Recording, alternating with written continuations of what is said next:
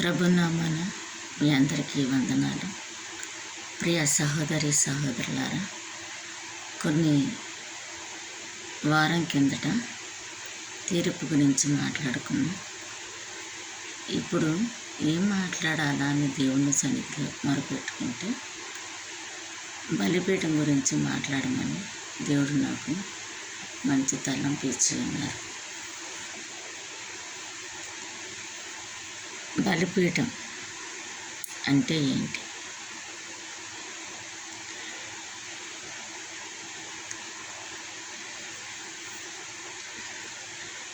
ఇదివరకటి రోజుల్లో బలులు ఏ విధంగా అర్పించేవాళ్ళంటే రాళ్ళు పేర్చి కట్టెలు తీసుకొచ్చి దాని మీద వాళ్ళు అర్పించి పశువు కానీ పావురం కానీ ఏదైనా నిప్పు తీసుకెళ్ళి అర్పించేవాళ్ళు. అయితే సైన్యములకు అధిపతి యెహోవా మోషే ద్వారా బలిపీఠాన్ని కొలతలతో సైతం ఏ కర్రతో బలిపీఠాన్ని కట్టాలి, మరి ఎంత వెడల్పు ఉండాలి, ఎంత ఎత్తు ఉండాలి, ఎంత లోతు కూడా ఉండాలి, మరి బలిని అర్పించే ఆ యొక్క పశువు కానీ గొర్రె మరి పావురం కానీ పెట్టి బలి అర్పిస్తే ఆ బూడిద ఎత్తడానికి కూడా వీలుగా అనేక జాగ్రత్తలు చెప్పి దాన్ని మోయడానికి ఉంగరం దేంతో తయారు చేయాలి, 4 మూలలని ఎంతగానో ఆ జ్ఞానవంతుడైన మన ప్రభు అయిన సైన్యములకు అధిపతి యెహోవా మోషేకి వివరించి చెప్పాడు. అలాగే మోషే బలిపీఠాన్ని ఏర్పాటు చేశాడు. అబ్రహాముని దేవుడు ఒక బలిని అడిగాడు. తన యొక్క 100వ సంవత్సరంలో, తన భార్య యొక్క 90వ సంవత్సరంలో ఇంకా నాకు సంతానం కలగదు అనే ఒక సొంత ప్రయత్నాలు చేసుకున్నప్పుడు దేవుడు మహా కనికరము ద్వారా కనిలేని పిల్లలు పుట్టలేని పరిస్థితిలో అసాధ్యాన్ని సుసాధ్యం చేయగల సమర్థుడని యెహోవా ఇస్సాకునిచ్చాడు. ఇచ్చి అక్కడ అబ్రహామును పరీక్షించాడు. ఏమని?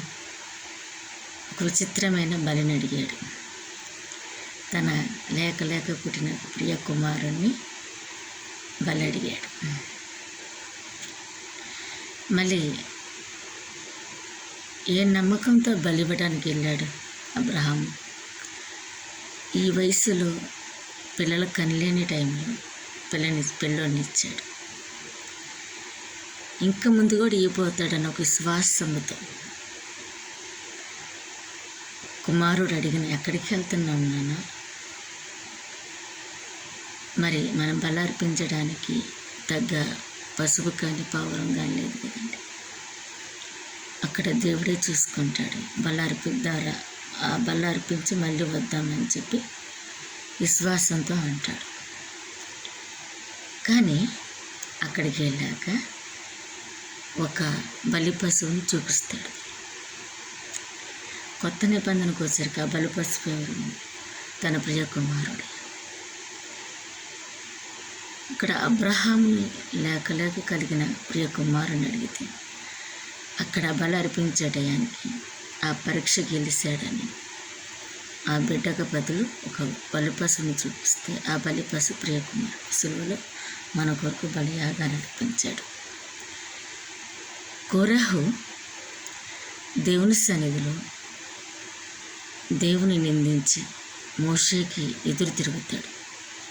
మీరేనా అధికారులు, మీరేనా న్యాయం చేకూర్చేవాళ్ళని దేవుడికి ఆయాస్కరమైన కొన్ని పనులు చేశాడు, కొన్ని మాటలు మాట్లాడారు. కొంతమంది ఇశ్రాయేలులో కొంతమంది కురవలాంటి దేవుడికి కోపం వచ్చి భూమి నోరు తెరుచుకుంటే వాళ్ళంతా ఆ భూమిలో పడి చనిపోతారంట. కానీ కోరహు కుమారులంట గబ్బా గబ్బా గబ్బా పరిగెత్తుకుంటే వెళ్ళి దేవుని బలిపీఠం యొక్క కొమ్ములు పట్టుకున్నాడు. దేవుడు ఒక శాసనంలో సంఖ్యాకాండంలో నిర్గమకాండంలో ఉంటే ఎవరైనా తప్పిదం చేసినప్పుడు, ఎవరైనా బానిసలుగా ఉన్నప్పుడు, ఎవరైనా పాపం చేసినప్పుడు, ఎవరైనా శిక్షార్హులుగా ఉంటే బలిపీఠ కొమ్మును పట్టుకుంటే, ఆశ్రయపురం అన్నమాట వాటిని పట్టుకుంటే, కొన్ని ఆశ్రయపురాలు ఉన్నాయి. ఆశ్రయపురాల్లో వెళ్ళి ఆశ్రయం కోరడానికి అడగలేక బలిపీఠాన్ని పట్టుకుంటే వీళ్ళు ఆశ్రయం కోరుతున్నారని ఒక అర్థం. వాళ్ళు వదిలిపెట్టేస్తారు. అట్లాగా కోరహ కుమారులు కూడా వెళ్ళి బలిపీఠాన్ని పట్టుకున్నారు. వాళ్ళు మందిరంలో కీర్తనకారులుగా, దేవుని స్తుతించేవారుగా, పరిచారకులుగా నియమించబడ్డారు. బలిపీఠాన్ని ఎలా కట్టాలనేది నిర్గమకాండంలో ఉంటే అబ్రహాము కుమారుని ఏ విధంగా బలి అడిగాడు అది ఆది కాండంలో ఉంది. కోరేహుల గురించి కూడా నిర్గమకాండంలోనే ఉంది. కానీ కీర్తనలో కోరాహు కుమారులు కూడా కీర్తనలు రాశారు. అందులో వానకవులకు ఆశ్రయం ఉంది. మరి బైబిల్లో చూస్తే 84వ కీర్తనలో ఉంటాయి అన్నమాట. కోరహ కుమార్ రాసిన కుమార్. వానకవులకి ఆశ్రయం ఉంది నీ బలిపీఠం దగ్గర అని చెప్పేసి కొన్ని మాటలు ఉంటాయి. నాకు టైం లేదు, లెంత్ వీడియో అయిపోయిద్దని ఆ లెంత్ వీడియోలో మరి నేను బైబిల్ చదువుకుంటా దాన్ని మరి రిఫరెన్స్లు చెప్పుకుంటా బైబిల్ చదువుకుంటూ చెప్పాలంటే చాలా లెంత్ అవుతుంది. చాలా లెంత్ అయితే మనకి చూపెట్టితే మనం చూడలేం. అందుకని నేను అంత లెంత్ తీసుకోకుండా షార్ట్లో మనకి దేవుడు అనుగ్రహించిన మాటలు మాట్లాడదామని చెప్పేసి మీతో పంచుకోవాలని నేను మీ మధ్యకి వచ్చి ఉన్నాను. మత్తయి సువార్తలో ఉండదు, నీ బలిని బలిపీఠంలో అర్పించేటప్పుడు ఎవరితోనైనా నువ్వు గొడవాడి వాళ్ళని పక్షాతాపం అడగకుండా, వాళ్ళని క్షమించమని అడగకుండా మనసులోనే ఆ యొక్క కోపాన్ని ఉంచుకొని బలిని అర్పిస్తే అది నిజమైన బల? దేవుడు అంటాడు కదా, నీ పూర్ణ మనసుతో, నీ పూర్ణ ఆత్మతో, నీ పూర్ణ హృదయంతో దేవుణ్ణి ఆరాధించమన్నాడు. నిన్ను వల్లే నీ పొరుగు వాళ్ళని ప్రేమించమన్నాడు. మన యొక్క నోటి మాటలు, నోటి యొక్క జివాహు స్థుతులు నిండు మనసుతో, పూర్ణ మనసుతో, పూర్ణ బలముతో, పూర్ణ ఆత్మతో దేవుని స్తుతిస్తే ఈ బలియాగంలో దేవుని సన్నిధి చేరి. కొత్త నిబంధనకు వచ్చేసరికి పశువులను అర్పించట్లేదు, పౌరాలను అర్పించట్లేదు, బలిపీఠం. దేవాలయంలో ఎవరైతే సొంకరిలాగా, పరిశీలనలు కాకుండా సొంకరిలాగా క్షమించమని దేవుని సన్నిధిలో ప్రార్థిస్తారు, వాళ్ళ ప్రార్థన అంగీకారం. ఇప్పుడు కుటుంబంలో బిడ్డల మీద తల్లిదండ్రులకి మనసులో కోపం ఉంటుంది. వచ్చేసి దేవునికి ప్రార్థన చేస్తే ఆ ప్రార్థన లేదా అక్క తమ్ముళ్ళ మధ్య, అన్న చెల్లెల మధ్య, ఫ్రెండ్స్ మధ్య, భార్యాభర్తల మధ్య, తల్లిదండ్రుల మధ్య, బిడ్డల మధ్య క్షమాపణ ఉండాలి. క్షమించలేనప్పుడు నీ దేవుని దగ్గరికి వెళ్ళి ఎలా ప్రార్థన చేస్తావు? ఆ ప్రార్థన దేవుని సన్నిధికి ఎలా చేరింది? క్షమాగానం నీకు లేనప్పుడు దేవుడు నీ ప్రార్థన ఎలా ఆలోచించి నీకు క్షమిస్తాడు? బలిపీఠం దగ్గరికి వెళ్ళి బలి అర్పిస్తున్నావు అంటే నీ దేవుని సన్నిధిలో మోకరించి ప్రార్థిస్తున్నప్పుడు ఇంత కక్షతో, కుళ్ళుతో, క్రోధంతో విడిచిపెట్టకుండా మనసులోనే ఉంచేసుకొని దేవుని సన్నిధికి వెళ్ళి మనం ఎలా ప్రార్థన చేయగలం? దేవుడు ఎలా క్షమించగలడు? దేవుడు ఎలాగ మనల్ని ప్రార్థన ఆలకిస్తాడు? అందుకే మనం ఎవరి మీద అయితే కోపంగా ఉన్నామో, కక్షతో ఉన్నామో, మరి కుళ్ళుతనం వాళ్ళ దగ్గరికి వెళ్ళి క్షమించమని అడగాలి. వాళ్ళు నిండు మనసుతో మనల్ని క్షమిస్తే దేవుడు దగ్గరికి వెళ్ళి మనం చేసే ప్రార్థన వల్ల దేవుడు మనల్ని మన అర్పణను క్షమిస్తాడు. కయ్యను హేబుల్నే చూద్దామండి. వాళ్ళు అర్పించే మంచియే, కానీ ఏ మనసుతో అర్పించారు? దేవుడికి ఏ అర్పణ నచ్చింది? కయ్యోను అర్పిస్తూ కూడా చెడు హృదయంతో అర్పించాడు. అది గాలికి కొట్టుకుపోయింది, దేవుడికి అంగీకారం కాలేదు. కానీ హేబేల్ మంచి మనసుతో నిండు దేవుని ప్రేమతో ఎటువంటి కల్మషం లేకుండా అర్పించాడు. అందుకని దేవుడికి చేరింది. నువ్వేం మనసుతో మనము దేవుని సన్నిధిలో మోకరించి ప్రార్థన చేస్తున్నాం? ఏ మనసుతో దేవుని సన్నిధిలో మనం కనిపెడుతున్నాం? మనకు ఆన్సర్ రాలేదు అంటే, దేవుడి సన్నిధిలో ఒక సమస్యతో మనం పోరాడుతున్నామంటే, దానికి జవాబు రాలేదంటే మనలోని ఒక లోపం ఏంటి? మనలో దేవుడికి ఇష్టం లేనిది ఏముంది? దేవుడికి ఆయాస్కరమైనది ఏముంది? అక్కుల ప్రిస్కల్లా ఉన్నారు. అననీయ సపీరా లాంటి వాళ్ళు ఉన్నారు. పేతురు వాళ్ళకి నేను పొలం అమ్మేసి డబ్బులు మొత్తం మీకు ఇస్తానని చెప్పేసి వెళ్ళి పొలం అమ్మేస్తారు, కానీ సగం దాచుకొని సగం పేతురు తిరిగి తీసుకొచ్చి పెడతారు. అంటే నువ్వేం మనసుతో దేవుడికి నువ్వు ఇస్తున్నావు? అక్కడ వాళ్ళు అమ్మి ఇస్తానని డబ్బు ఇవ్వకుండా సగం దాచుకుని ఇవ్వడం మరణం తెచ్చుకున్నారు.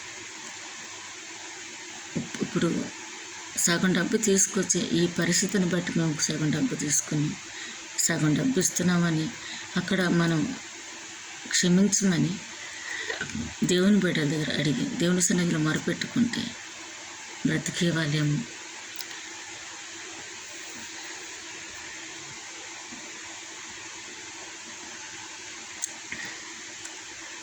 మనము మనసు అనేది మంచిగా ఉంచుకోవాలి.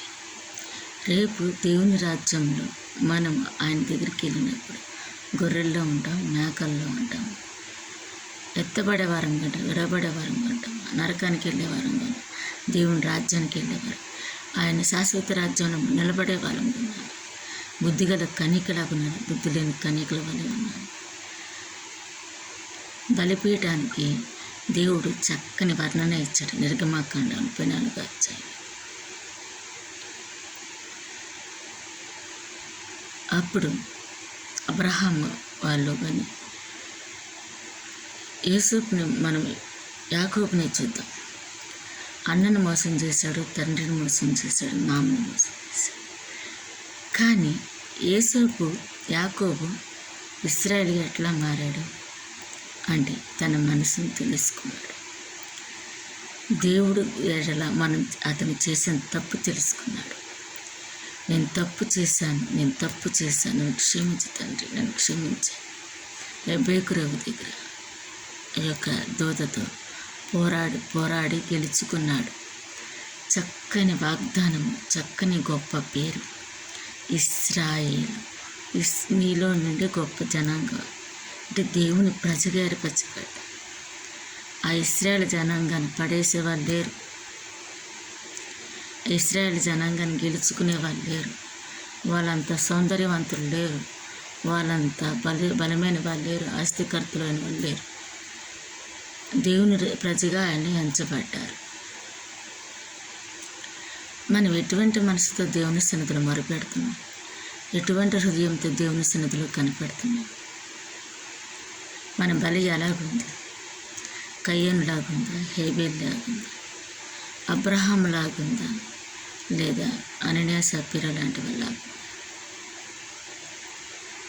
బర్నబా అక్కుల ప్రిస్కిల్ లాంటి వాళ్ళు తన ధనాన్ని, తన జీవితాలని తమకి దేవుని సన్నిధిలో దేవుని బిడ్డల దగ్గర వదిలేశారట. మన బలిపీఠం దగ్గర మన బలి అర్పించేటప్పుడు ఏ మనసు కలిగి ఉంటున్నాం? దేవుడికి ఇష్టమైన బలి అర్పిస్తున్నాము, దేవుడికి ఇష్టం లేని బలి అర్పిస్తున్నాం. నీ వాళ్ళతో నువ్వు ఎలా నడుచుకుంటున్నావు?